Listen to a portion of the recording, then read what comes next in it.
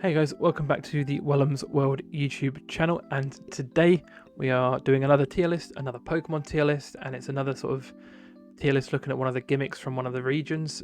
Last week we looked at Mega Evolutions, obviously with Pokemon Legends ZA coming back, they're also coming back, and then as well as that, the week before we did Paradox Pokemon, so the past and future ones from Scarlet and Violet, and today we are looking at Sword and Shield, we're looking at a battle mechanic specifically, and we're looking at Gmax, which is Gigantamax. So part of the Galar region's gimmick is Dynamaxing, where you basically make your Pokemon massive. It lasts for 3 turns and you get specific Dynamax moves or max moves. Certain Pokemon, there are 31/2 because of Flapple/Appleton, both Gmax into the same form, but they're 2 separate Pokemon. So there's like 2 there. There's Gmax Flapple and Gmax Flapple. So I don't know why I've submitted 2. They're the same one. I just accidentally added the Flapple one as well. So yeah, they get specific Gmax moves. But essentially this tier list is pretty much going to be design based because there's not really a lot going on in terms of, what Gmax brings to the table. Obviously, with like terrestrializing in Scarlet and Violet, types change, so effectiveness and things like that change.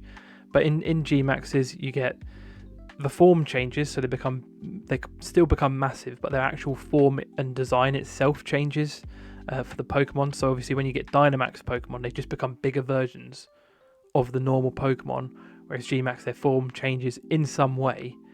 And then obviously their moves become Gmax moves instead of max moves, and they have specific ones. So the tiers we have for today are top 3, great, good, meh, and not a fan. They are the tiers that we've sort of built up around these sort of Pokemon tier lists that we've kept them pretty similar. This is similar to the Paradox Pokemon one where we had a top 3 instead of a top 5. I just don't think there are enough Pokemon in here that are it constitutes a top 5. I do have my number 1 already picked out. It's, for me, not debatable. I think it's the coolest one, so we'll get to that very shortly. But we'll get straight into it. And so, I'll tell you what, we'll start with the Galar starters. So you have Sobble, obviously eventually evolves into Inteleon, Scorbunny, which then turns into Cinderace, and then Grookey, which then becomes Rillaboom. So I'll move all those to the end here so you can see them all next to each other. Now, for me, let's discuss them. So Rillaboom's gimmick, obviously, he has Grookey has like a stick, and then Thwackey gets 2, which look like drumsticks, and then Rillaboom basically gets a little drum set. So that's his kind of gimmick, is that he's a drummer. And then basically Gmax Rillaboom, I think the actual Rillaboom himself stays the same size, but he gets like the bigger drum kit. Really like it. I think it's great. It basically brings another level to the theming of it. And I think Cinderace is something similar. Obviously, Scorbunny, the whole point of Scorbunny is that he himself he's a fire type, but he himself can't create fire. So what he does is the pads on the bottom of his feet, the friction, he has a little rock that he uses for Ember, in the show at least.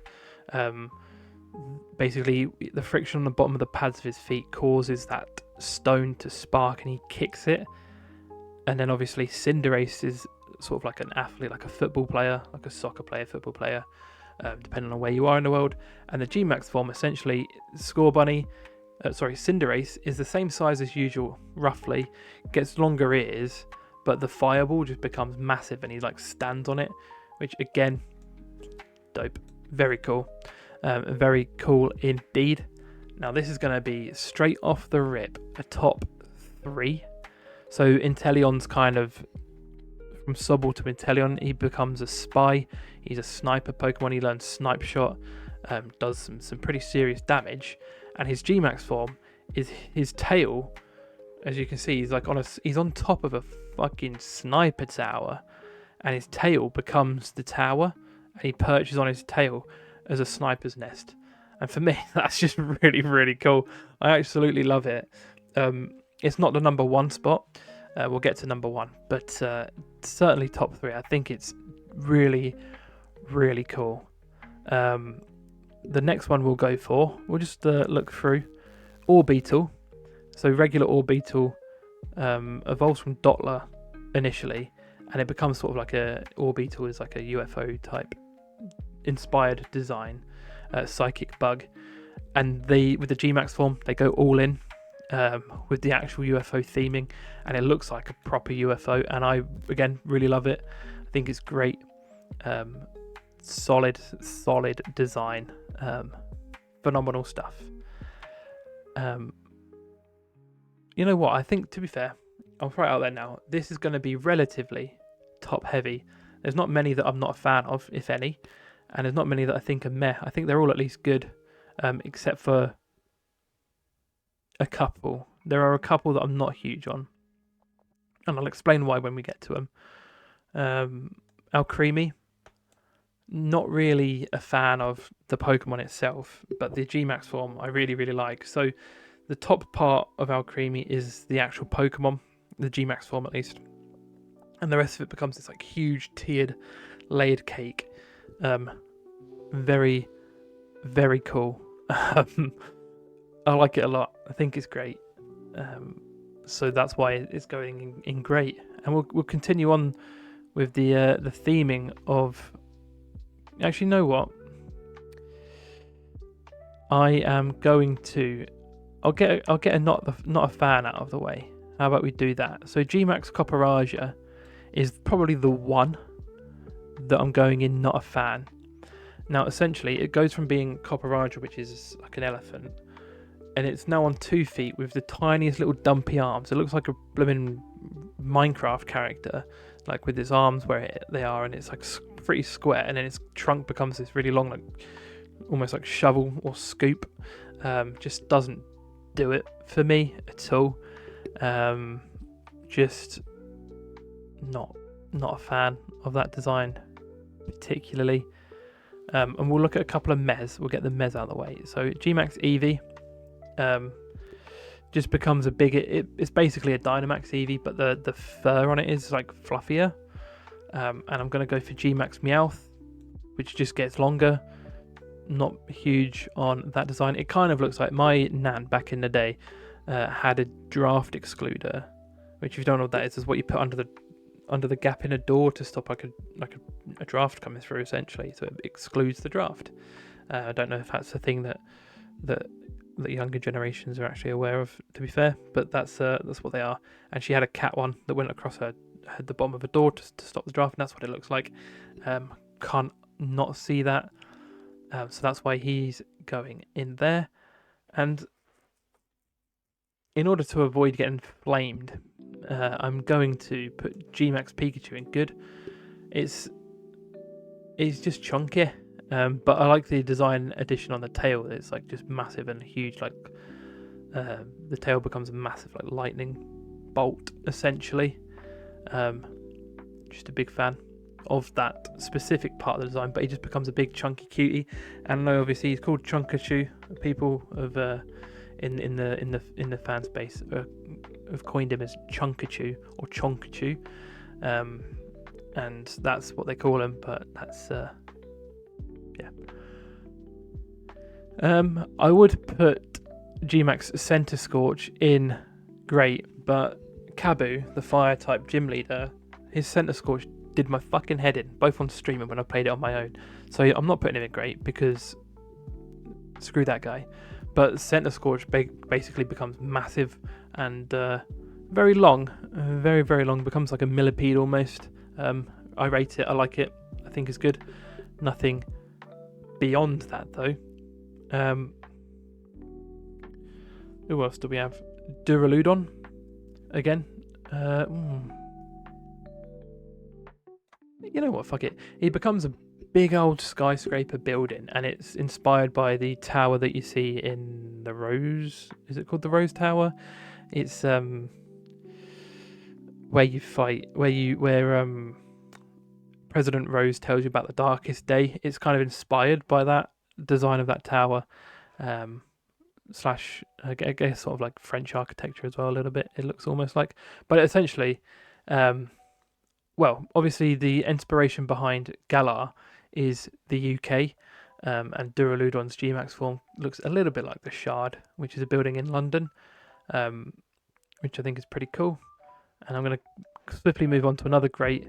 Sander Cobra becomes basically a sand snake tornado, which is beyond cool. I think that's a very, very, very sick design indeed. I'm gonna put Charizard, Blastoise, and Venusaur all in good because their designs are already good. They do obviously so. Charizard kind of gains these like flame wings. His wings become flame wings, which is a very cool addition. Blastoise kind of becomes a bit like a fortress cannon type thing with his. So rather than having one cannon, he gets like multiple that fire into one beam to make it obviously more powerful. And the flower on Venusaur becomes like bigger and envelops his body a bit more. And I think they're all good, but I don't think none of it sort of is particularly outstanding in a design sense. So that's why I think they are just good. I don't think any of them are particularly great. Hence the reason for their placement, I suppose. Gmax Hatren is another one that I could potentially put in meh, just because I don't think there's a lot going on with it, but I'm going to put it in good because I like Hatren quite a bit. Like I said, it's kind of like what am I going to say? It reminds me of the Mega Evolutions a bit, where some of them get like these crazy different designs. They look very, very different. For example, Mega Gengar and Gmax Gengar look extremely different from regular Gengar. And then you get like Charizard, who's a bit bigger and has flame wings, or you get Pink Pikachu, who's just bigger and fatter. But then you get Inteleon that's on a blooming sniper's nest or beetle that becomes a UFO, and it's really like strange. Like, why do some of them have such subtle changes, and why do some of them have insane changes? And I think that's another thing I'm going to put with Grim, Snarl, and Garbodor, and you know what? Even Melmetal. They all have changes. They all look really good. Garbodor, I like that he gets like a ship kind of stuck in him. Melmetal kind of looks a bit more sort of like a actiony, a bit more fighting type, a bit more nimble, athletic. But there's nothing really too exciting about him. And same with Urshifu.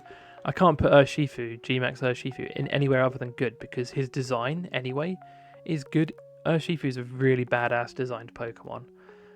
Single strike and single strike and agile strike, quick strike. Can't remember the name exactly for his two forms, but they have two separate Gmax forms as well, which is what I quite like about them. I'm going to put Flapple / Appleton. So Flapple and Appleton come from Applin, dragon grass type. So Flapple becomes like a flying dragon with wings and such, little apple dragon, and Appleton becomes more like a dinosaur-y type Brachiosaurus, where he has his head and the body is the apple, and then his tail comes out the other end, and he's like more on like grounded. I feel like they should potentially have had slightly different designs considering what they actually are. Like realistically, if you have a Flapple in Gmax him, he's no longer a Flapple. He kind of loses the actual part of him that made him different to Appleton, which is why he goes where he goes. I don't think there's anything more to say about that. And the rest of them, I'll put Dreadnought. So Dreadnought basically becomes slightly more armoured, gets some more spikes, and becomes bipedal. And he's obviously just a bit more tanky. I don't hate it. I don't love it. Same with Machamp. It becomes bigger. It gets like he looks a bit more like Forearm from Ben 10.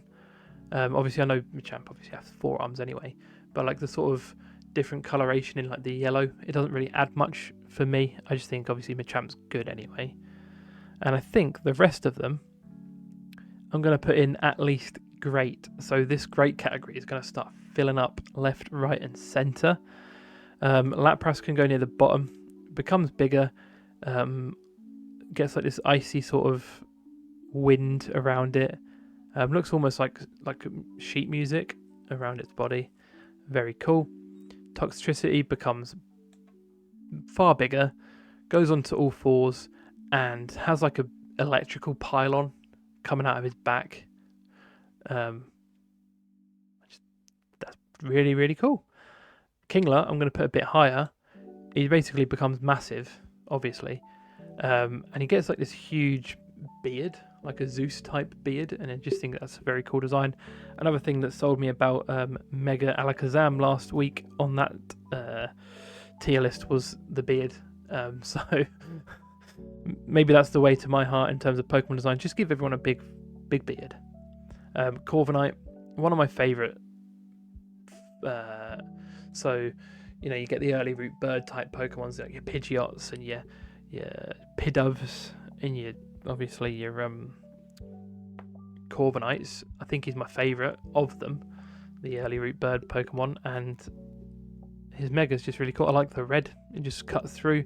You can't really see it very well in this image as well, but his like body becomes more like specifically like armor, like a knight's armor. So it gets more like looks more like a breastplate and a abdominal plate for like a suit of armor, like he's wearing it, which I think is dope as hell. And the final one that's guaranteed the great section, more towards the bottom, is Colossal. I really like Colossal, and then he becomes more like a furnace. You can see like these like orange lights. They're like it's like a furnace door, which I really appreciate. And the final 3. One of these is number 1, one of these is number 3, and one of these is number 4. So, let's start with Gmax Butterfree. It's going to be. I'm very, very tempted to put Gmax Butterfree in number 1. You know, I really like Butterfree. I'm a big fan, and there's not a lot different between just regular Butterfree and this one, but the iridescent like color on the wings, just think it's really, really, really, really cool. So cool. It looks elegant. Big fan, huge fan. Really, really like it. Not really. It almost becomes like stained glass like effect. It just looks so good. And finally, my favorite Pokemon of all time, Gengar, and Gmax Snorlax, which basically the guy gets a biome on his. He's still got his head. His head on this image. His head's on the other side of the biome, but he's got like a tree and like a full biome on his tummy. And for that reason, he's number 1. And Gmax Gengar is number 3. I like the Gmax Gengar design. It kind of reminds me of like I'm assuming this is what they were going for, but like a funhouse entryway. Obviously, I'm under the impression that is exactly what they were going for, and it looks really cool. I was saying in the last week's tier list about the Mega Evolutions that I don't know, maybe I prefer the Gmax Gengar form to the Mega form, but I'm looking forward to Pokemon Legends ZA so I can play with Mega Gengar hopefully. But Gmax Gengar, super cool design. Love it. But Gmax Snorlax, it takes the cake. It's got a biome on his stomach. The main reason this one I like a lot as well is because in Pokemon Journeys, which is the TV show that kind of follows the Galar, like it's the one that coincides with Sword and Shield, so they're exploring the Galar region. They encounter a Gmax Snorlax, and it just shows just how big he is. It's crazy. It's a really good episode. And if you've not seen Pokemon Journeys, it's a banger. Would recommend. Purely just so you can see Gmax Snorlax. But yeah, that's it. That's the list. I think generally, the Gmax If you could Dynamax Pokemon and they last the full battle like Mega Evolutions do, I think that would make this gimmick a bit better. The other thing I like, the other thing that kind of draws back from this specific gimmick is in Pokemon Sword and Shield. You have an Inteleon, you have a Cinderace, you have a a Rillaboom. I had on my stream, I had Inteleon, I had Corviknight, but you can't G-Max them when they're in your team unless it's like post-game content. You could only Dynamax them, so I could have Dynamax Inteleon, Dynamax Corviknight. So I don't know if that specifically is something that you unlock the ability to do in post-game that I've just never done before, or what the reason is for that, but that's why I think I prefer the idea of Mega Evolutions, is because they last the full game or full match. And I like the terrestrializing, but I just think it looks ugly. I think if it was just a crystallized Pokemon without the hat, it would have been so much better. And you could have even changed the tint of the color of the Pokemon to match the typing. Could have been another way to do it, so you could specifically tell what the typing of the Pokemon was. But yeah, that's my list. I'll leave it there for today. Let me know what you think. Let me know also what kind of gimmicks you enjoy. If there's any other sort of Pokemon related tier lists that you'd suggest, or any other tier lists that you'd suggest. But thanks for watching. Take care, everybody, and goodbye.